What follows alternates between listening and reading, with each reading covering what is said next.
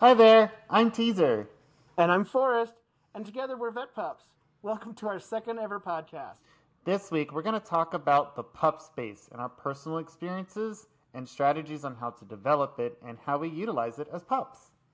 We also have a couple shout outs to share this week.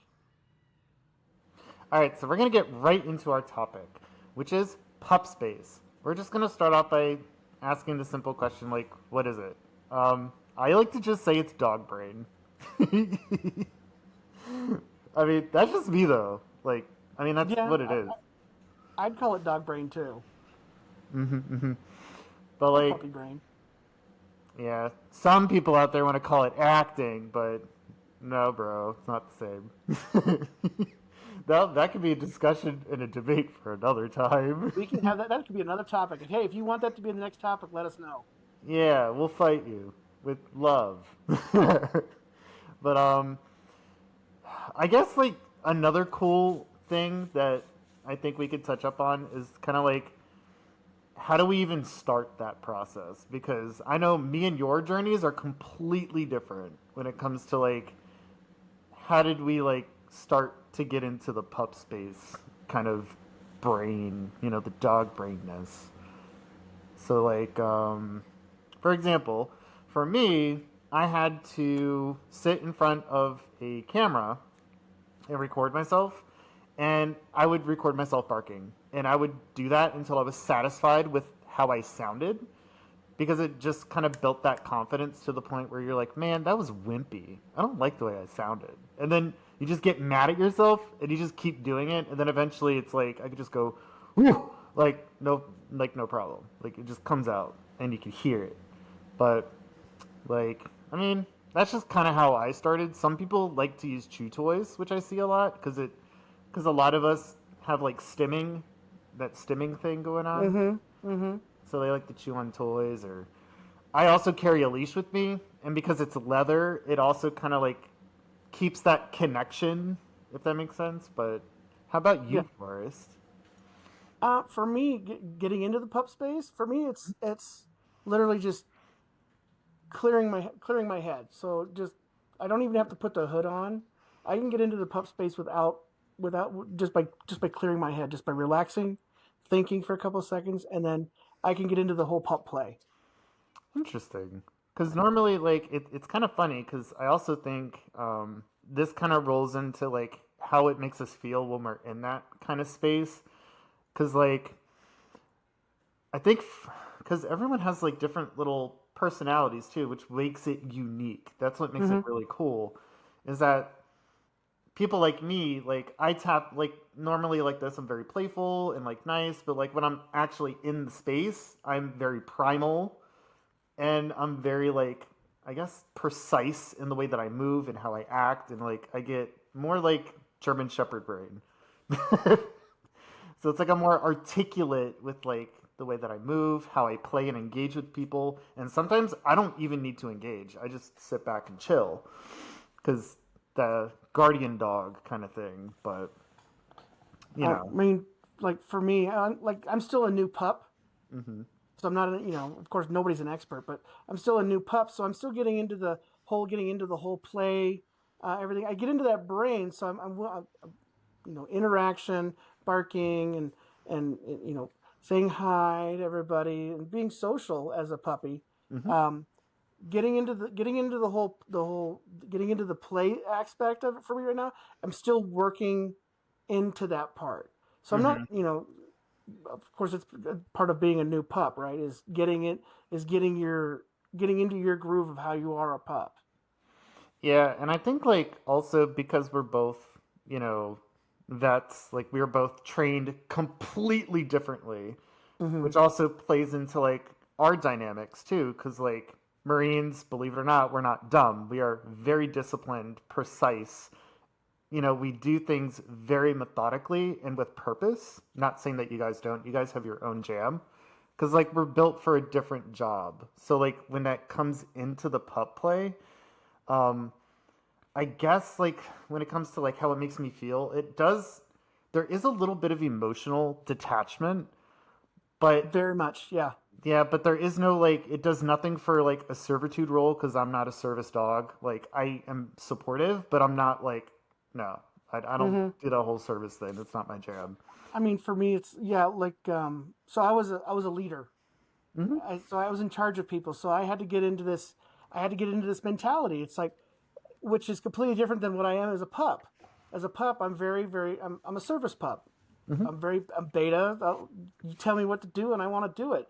But when I was in the military, it's the same process. I had to get before I started work for the day. It's like, okay, hey, you go do this. I need you to work on this. Let's get this taken care of. To take charge. So it's a complete opposite for me of how I do things. Are you're you're in the same similar mindset as you were from when you were a Marine to when now you're being as an alpha pup. Yep, it's definitely the same. Well, and also it's kind of interesting too is that like leadership dynamics are completely different. Like we're made to be very individualized to like the individual. Like we can lead ourselves, Mm-hmm. which kind of plays into that whole like how it makes us feel kind of thing. It does give me that connection back because it's a community like Yeah. and we're all trying to like figure out like where we belong, how our personality traits like complement others and how it makes other people feel kind of awkward. It's amazing because you can always tell another veteran in the pup community and just outside of the pup community because we all gravitate naturally towards each other because we all Hmm. see the way we handle each other. Even the people that were the so-called dirt bags, they still had so much more discipline than a lot of people that you still gravitate them naturally, don't you? How dare you talk bad about my little shitbag? My apologies. That's how it was for us, but like Yeah. but some other things like that some people have tuned into us is like some of us need it to escape reality. And I totally understand that. And sometimes it does help us connect better with who we are as a person too. Like there's a lot of traits that Taser uses that I utilize in my human life cuz now Mm-hmm. it's like that transition is so instant that it's kind of hard to explain. Like anyone who understands this concept, especially when you're an older pup, like your transition from being the human part to the pup play part is so easy to switch on and off. Mm-hmm.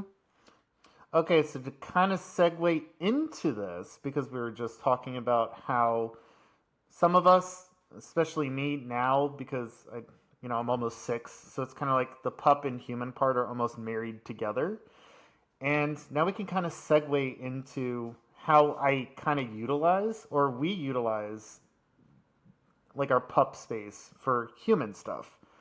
So, do you want to go first? Like, what kind of stuff do you feel that being a pup has helped you in your normal life? I think it's because with my PTSD and my TBI, I have some issues with anger. I think we all do a little bit, and I think it's the whole focusing, is bringing myself into that headspace. Well, it's also I can use it to bring myself back down to take that second, pause, and think internally what I need to fix. Like, okay, why are you getting angry at the person in front of you in traffic? That's my You know, husband. or you're at the grocery store and there's people that are following so close behind you, and as someone with PTSD, you Yeah. don't like people behind you, especially when they start crowding you in places. So it's one of those, I have to focus, just step over to the side. That comes to my beta space. Step over to the side, let them go. It's not worth it. Hmm. Which is kind of interesting because I mean, you as a corpsman, like you have that situational awareness, which is wild because I also have that. But Hmm. what's interesting is that I've also kind of utilized it for I call it aggression mitigation. Like that's what it is. Like you're Hmm. trying to reroute a lot of what you would normally react to. I'm not a combat vet, and I will never ever claim to be. But as a police officer, I have my own garbage that I've had to deal with, and it was usually with our own community, which people don't really realize. Like I'm Hmm. battling people, that have these same skills that I do, which is kind of scary if you think about it, especially when you get someone who's a little crazy on some stuff. Yeah. But yeah, like I would say like a lot of the residual stuff, especially when it comes to the social aspect, because I did a video on TikTok which kind of took off a little bit with when I was talking about social anxiety, which actually brought a lot of people into my space because it's a very vulnerable topic. And it's like, yeah, I still struggle with that. And it's something that being a pup has kind of helped me understand because it's like you said, it brings you that focus. For me, it gives me enough of a mental distraction to focus on a different task. So it's like I don't know how to explain it. Like my headspace as a pup is very dog trainer like because I train dogs for a living. So it's like I know how to change behavior. So it's like I'm training myself Mm-hmm. all the time. But when I'm in the pup space, I'm able to do that easier because I'm more like easily in that adaptive kind of state of mind. Yeah. Because that's interesting. Because like I don't have, I have a lack of focus when I'm a pup anyway. unless you pique my prey drive, but that's a different topic. But Right. I would say the last thing. Um, would you say like confidence building too? Like this is kind of a weird kind of topic Yeah, to I think add to it. confidence building because some of us are normally well. Again, I I don't normally approach people out in public because it's just like Hmm. I don't have it's like whatever. Um, Yeah, you better but move to as a the pup, south. you're willing to run up to somebody and say hi, to make new friends, to make new puppy friends, and Hmm. it's definitely it's when you put the hood on, it's definitely you're somebody else, or you can be somebody else, and you can be that person that you aren't without the hood. Yeah, Does it? and I think like the best way that I can describe it too is like with the whole reprogramming because of what I'm doing. It's almost like what is it called? Cognitive therapy or whatever. I Mm-hmm. take it a step further and I train myself. So I would think with the confidence building, I put myself in situations that would make someone with anxiety sick to their stomach. Like for example, when I first went to my first pup event, which was like almost a year ago, actually, in like a couple of months, um, I didn't know anybody. I didn't know how to act around people. That was but I had to do it. Like, I can't make friends and develop connections if I cannot make the steps myself because no one's going to train that into you. Like, Mm-hmm. some of us might get lucky and meet someone online who is another pup who lives in your area. Like, that is the most romanticized thing, but it does not work that way. And if it does, awesome. But for Good for me, you. Yep. never happened that way. Like, it did not happen that way. But, like, I've kind of had to force myself to build confidence because guess what? Alpha pups kind of have a stigma attached to them where we have to be brave, we have to be approachable. There's rules. Like, I would say structural wise, I mean, my standards are different. Like, I need to be approachable, I need to be confident, I need to be able to dip in and out of scenarios. I need to be able to pull people out of stuff. Like it's more Mm-hmm. my shtick. That's my jam. I Yep. love doing that. But it takes a lot of time though. But Mm-hmm. didn't you have a question for me, Oh Forrest? yeah, I wanted to ask you. What about negative influences or interactions you've had getting into the pup space or learning to be in the pup space? So, oh man, I don't know how to start this off. I would say the best advice that was given to me by another pup that I met in Norfolk, I got really close to.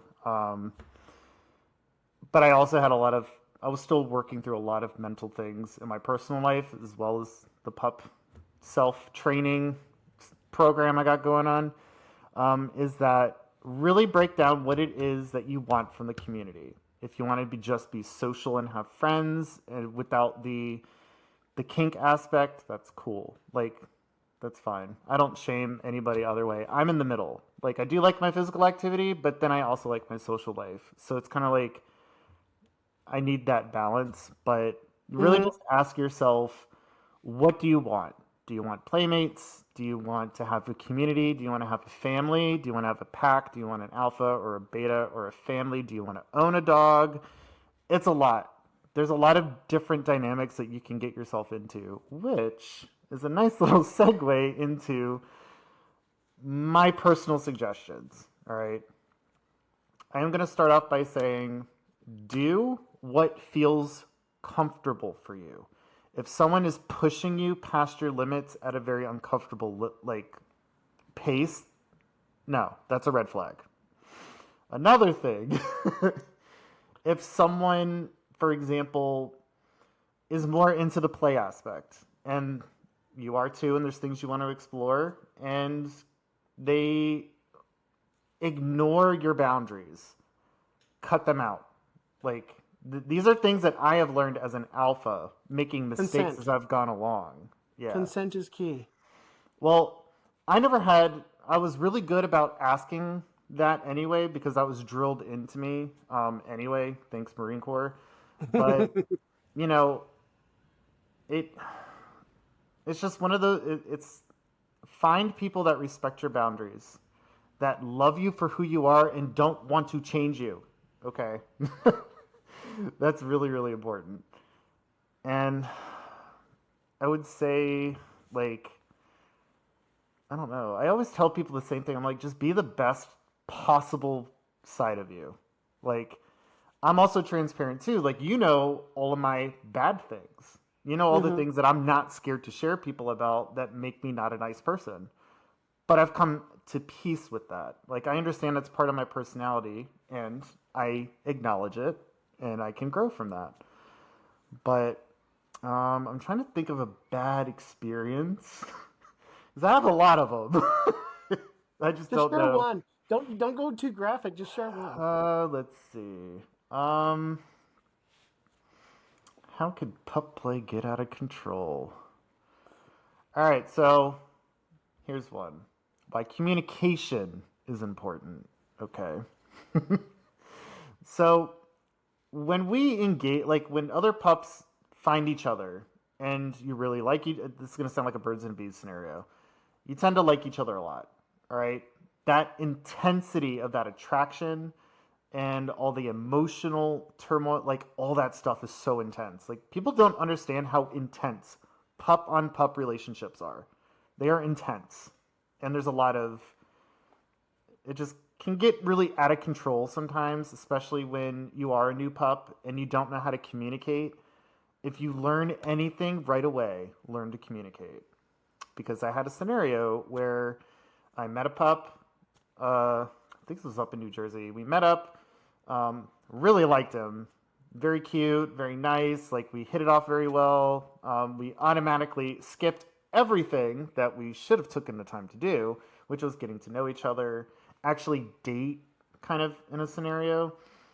And it ended up turning into somebody wanting a lot more than I was willing to offer or could offer at the time because me and my husband were still working out on a lot of things, especially when it comes to boundaries.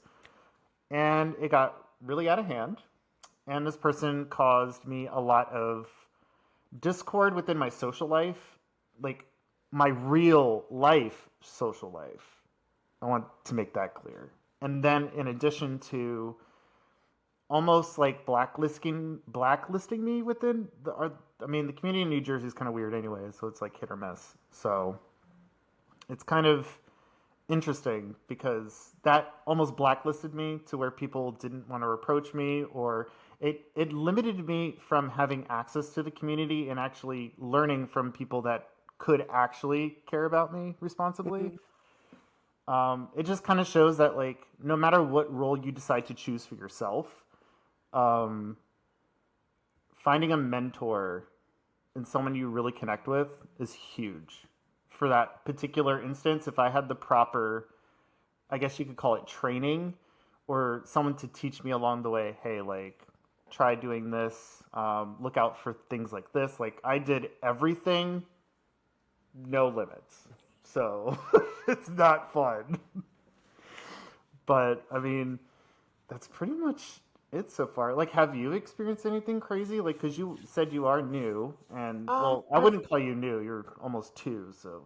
I would say there's some people some pups out there that try to be more aggressive in Uh, approaching, yep. um, and I quickly shut that down. I was able to Mhm. transition out of my puphood, out of my pup space, and right into my military space, and it's no, straight up no, and don't you ever do that again. I ever find out you're doing it to somebody else, I will Mhm. call you out on it, um, because this is not this is not the community to be doing that in. In fact, there's no community that you should ever be doing that in. Um, and that comes back to consent. Consent is always required, and it can always be rescinded at any Always. point, at any time. As soon as as soon as consent is taken away, it everything stops right then and there. There isn't there. Are you sure? No, that's consent. I'm very big on consent. Yep. Same here. Very big on it. There's once consent is revoked, everything stops right then and there. Yeah, and And especially when like when it comes to the pup play stuff too, because it can get kind of mhm, crazy. yep, and when there's alcohol involved, there's no such thing as consent. God. Because consent is not given when there is Mhm. alcohol and for some people drugs. If any of those things are involved, there is no such thing as consent is given. It Unless cannot happen unless you're that sober. was a prior like but yeah, like that. I definitely understand that one. Yeah. And also, like, what's also kind of interesting too is that like there are things that I haven't been taught, that I've never been taught on like what is like like appropriate behavior, because Mm-hmm. like there are times where like I'm watching people interact and everything looks fine, but then like because I'm usually the one on the outside taking care of people or talking to them, or like I'm part of the quote unquote aftercare process, but Mm-hmm. it's like, you know, they're like, oh, this experience is so bad. And I was like, well, what makes it bad? Is it just like your head spaces are just aren't compatible? Is it just like the the interactions that you guys have? Because like I also understand that being in that headspace makes you very vulnerable to stuff. Like you are Mm-hmm. more willing to do things, but that's also why I'm pretty sure you are the same way too, Forrest, is like trust for me goes beyond the pup. Like I have to be able to trust you as like my normal self too. Mm-hmm. Yeah. Because if It's that I'm gonna leave, because if I'm gonna be vulnerable as a pup, like I'm open to suggestive behaviors. I'm a lot different. You know, I'm mm-hmm. more playful. I'm more willing to do stuff. But the military side also kicks in. It's like, well, you kind of need to slow down. You need to, kind of restrict yourself Correct from a lot of yourself. things, which sucks. Because then sometimes I don't even pick up when somebody else is being inappropriate to somebody else, because the dynamics are so dynamically different between Yep. all of us. Like, what Yep. is acceptable behavior for them? Because then And you could yeah, also for be me, interfering. yeah, and like for me, it's a little different because I'm an okay to touch pup. So you can walk up, you can hug me, or you can whatever you type thing. But then Hmm. there's the way you do it. If you're overly aggressive, then it's guess what, not happening. So, Yeah, but and then go ahead. you're good. You're good. See, this is what's great about open discussion. um, Yeah. it's again, it's one of those. It's like I I sense that I feel that I'm a good gauge of people on their intentions when they approach. That's why I'm okay with touch, even though I have PTSD. uh, Yeah, but that's actually kind when of I'm in the wild. pup space, I'm okay. I'm fairly okay with it. It's out in public. It's different because when you're in the pup space with other pups, I'm in a community that I openly trust. Hmm. You have to lose my trust, and it's it can be easy to lose my trust really fast as another pup. But then usually if you've lost my trust as another pup, you've lost a lot of other people's trust as a pup as well. Yeah, I could definitely see that. That's kind of crazy. I never really thought of it like that way either, because I would say that I'm very like, and that also kind of gets into like the headspace too. It's like there are times where me, it, then again, it's like sometimes there are just people that understand you more than you think you know yourself, and they Mm-hmm. exploit that. I Yep. experienced that while I was out at an event recently, and I was like, oh, this is awful. Like I could tell you situations where I've been emotionally manipulated. I have been used physically in certain aspects, but not to the point where it wasn't in a controllable type of preventative process. But Mm-hmm. it's also part of each of our pup spaces. There's something about us when we're in that state where we have little traits that are very specifically tuned to very specific people. So, like me, I'm very sweet. You could approach me and talk to me. Touching, it really depends.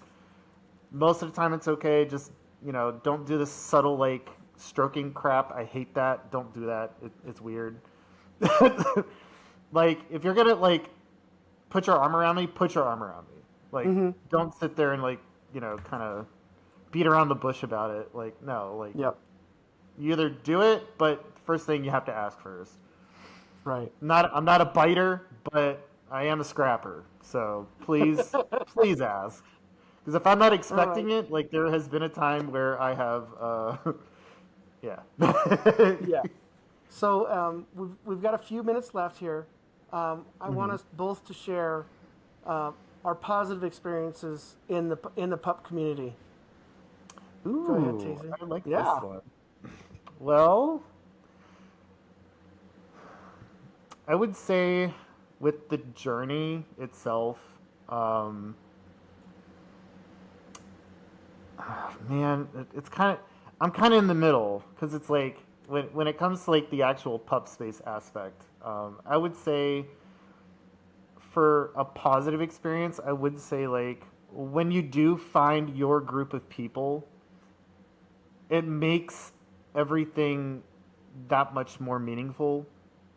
So it's like like meeting you and meeting a couple other people, especially on TikTok, which is kind of wild because I'm like, how the heck am I connecting with people that don't live around me?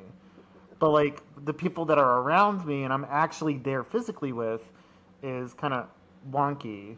I mean, great pups and I love them, but I think the positive thing I could say is that there is a mutual care and love for each other, even if there might be hidden agendas somewhere, because it always is a thing. But like generally, people are nice, and everything's built around respect and making sure everyone feels at home and comfortable, and they're able to be themselves in an environment, which is very nice for me. Like for me, that makes that experience worth it for me, like to continue to pursue because most people don't make it past 2 years because Mm-hmm. they just drop out because of bad experiences, horrible mentorship, just awful alphas. Trust me, I know who you are out there.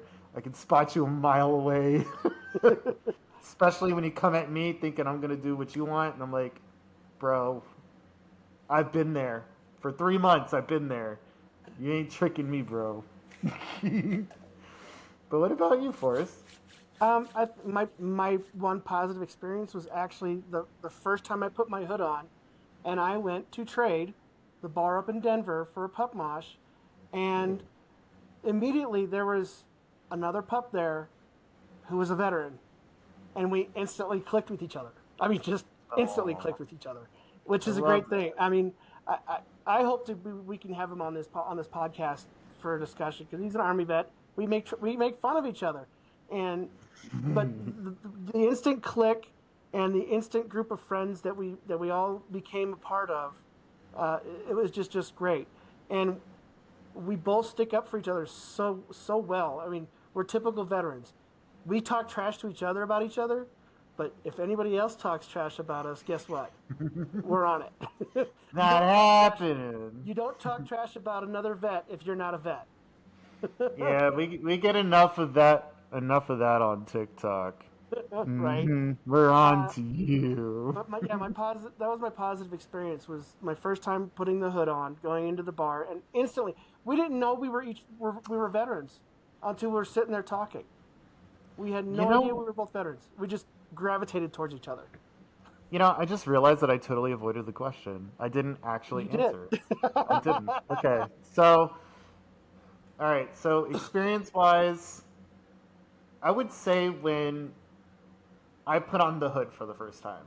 And this was during when my husband was at training for recruiting school. And he was gone for like 3 months. And I'm just wandering around and like I was going through Amazon actually. And note, I don't know what a pup was at the time. I just saw a hood because I was kind of interested in furries. And I was like, huh, maybe that's what I am. But then I saw the hood on Amazon. And anybody knows who started out, that is the first thing you're exposed to. And I remember ordering it, putting it on in the house, and I just thought it was kind of interesting. And then I started, because any of you that are on Instagram, you understand that I'm a show off. Times that by 20 is when that started to happen. When I put the hood on, it was like confidence overload to the point where, I'm taking more increasing steps in certain areas of the community, especially when it comes to the physical play stuff. Like being I don't know, I don't know. It's like that moment in itself was kind of wild because then I'm like, I'm into myself. I'm like, bro, this is awesome. Like, I like this. And I used to go. It was that day where I went on a hike by myself through Quantico. It's huge base, lots of trails that nobody goes on, and I would just hiked for hours just with my hood, like just being out in nature, being like the dog that I am. So that's why I always say like Taser was born in the woods because that's where I fully connected with like, yeah, like this is great. Like I feel a boost in my personality. I feel a boost in like a lot of other categories where it's like that confidence shows up, and then it just takes you away. So right now I'm just a jerk. Well, Yeah, I think that wraps up our discussion for this week. What do you think? I think so. I think Is I've talked long enough. is there anything else you wanted to add before we go ahead and close out this discussion? Yes.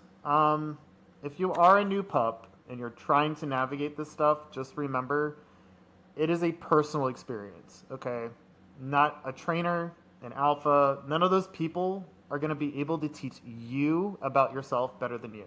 Yeah. Like, as an alpha, I could guide you, but I can't tell you who you're going to be.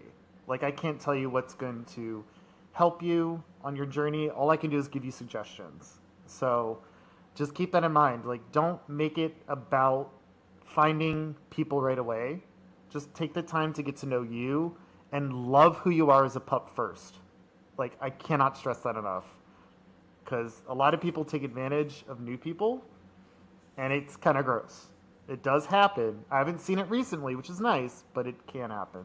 So just protect yourself and really get to know who you are because then you'll be able to spot a lot of the troublemakers. All right. Thank you very much, Yeah. Taser, for leading the discussion this week. Yeah. All Let's right. go. Both Taser and I hope you enjoy our discussion this week, and we hope you take a minute to like and subscribe to our page for future podcasts and on our other social media pages. Yeah. Now into our shout outs. So congrats on Rui for your wedding anniversary. Yay! Big deal. And Yay. thank you, Ruby, for helping us with our logistics and some new creative ideas that we're going to utilize.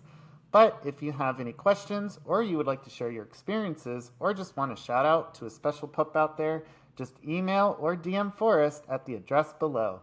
Hey, Taser, what events are you going to in November? So far, I'm only going to Lafitte's down in the French Quarter on Thursdays between 9 and 12. That's pretty much it. What about you? Well, I'll be going to Pup Mosh, hosted by Trade in Denver next Friday, November 7th. And if you see us at a pup event, don't hesitate to say hi. We'd love to give you a shout out in our next podcast. Yeah.